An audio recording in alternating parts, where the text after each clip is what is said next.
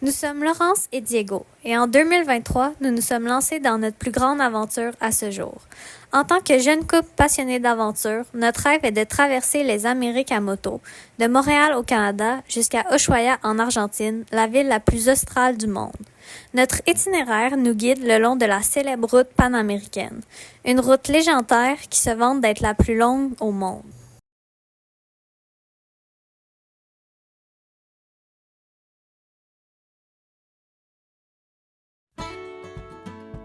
C'est en Équateur que nous avons traversé cette fameuse ligne qui divise la Terre en deux hémisphères. Nous étions bien excités de nous retrouver dans l'hémisphère sud et de voir les degrés du GPS changer de nord à sud. Nous avons aussi eu la chance de visiter un immense cadran solaire se trouvant directement sur la ligne de l'Équateur.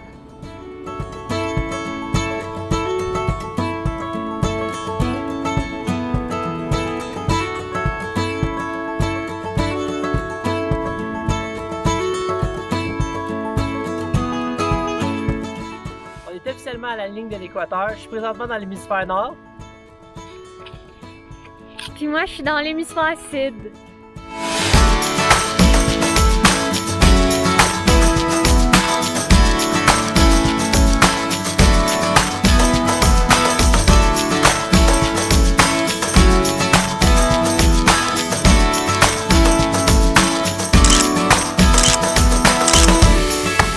Après avoir visité le jardin rempli de plantes locales juste à côté, nous avons repris la route, avec pour objectif d'aller voir le volcan Cotopaxi.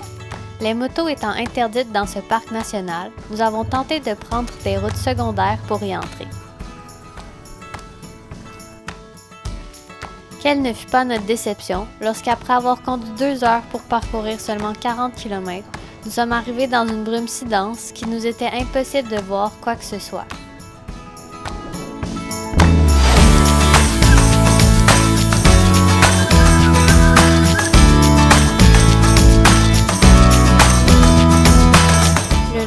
Nous avons fait une deuxième tentative pour voir le volcan Cotopaxi et nous avons eu la chance de le voir dans toute sa splendeur.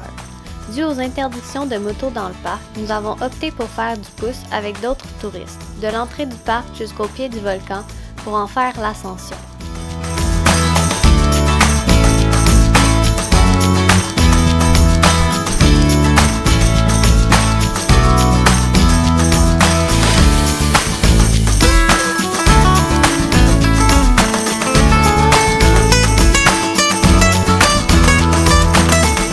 Maintenant, je trouve que le refuge il a l'air loin.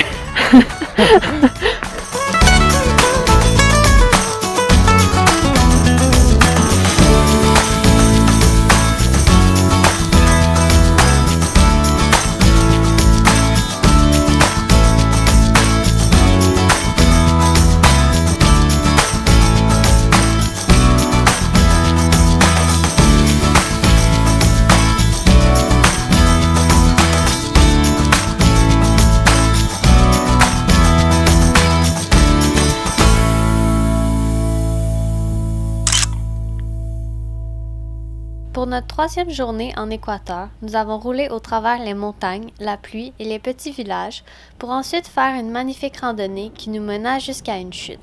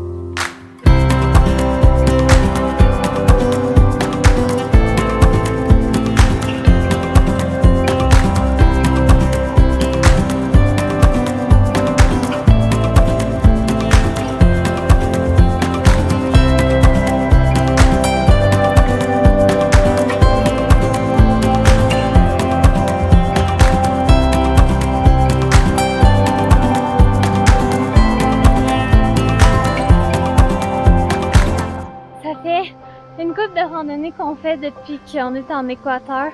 Puis à date, les places qu'on a faites, on était tout le temps en altitude. On a monté quoi, même pas 100 mètres. Puis Ouais. on est tellement essoufflés. Ça n'a pas de bon sens. On est comme on est si pas en forme que ça ou c'est l'altitude qui nous tue de même? On préfère blâmer l'altitude. On arrête aux 2 minutes pour prendre un break, ça n'a pas de sens.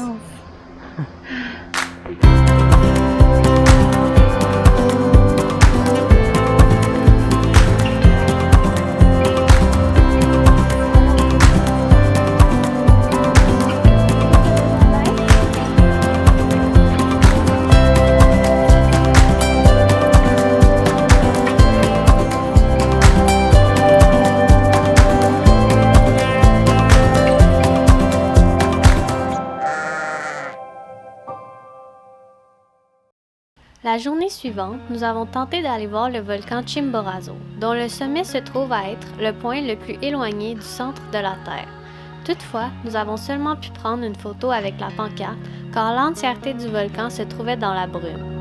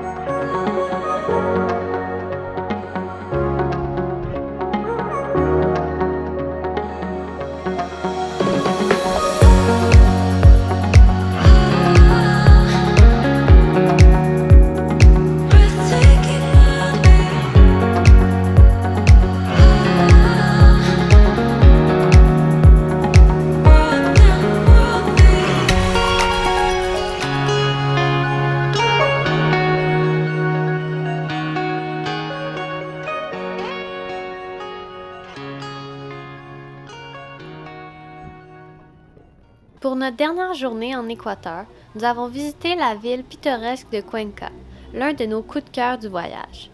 Avec son architecture coloniale préservée, ses rues pavées et son ambiance tranquille, Cuenca nous a offert une belle immersion dans l'histoire et la culture de l'Équateur.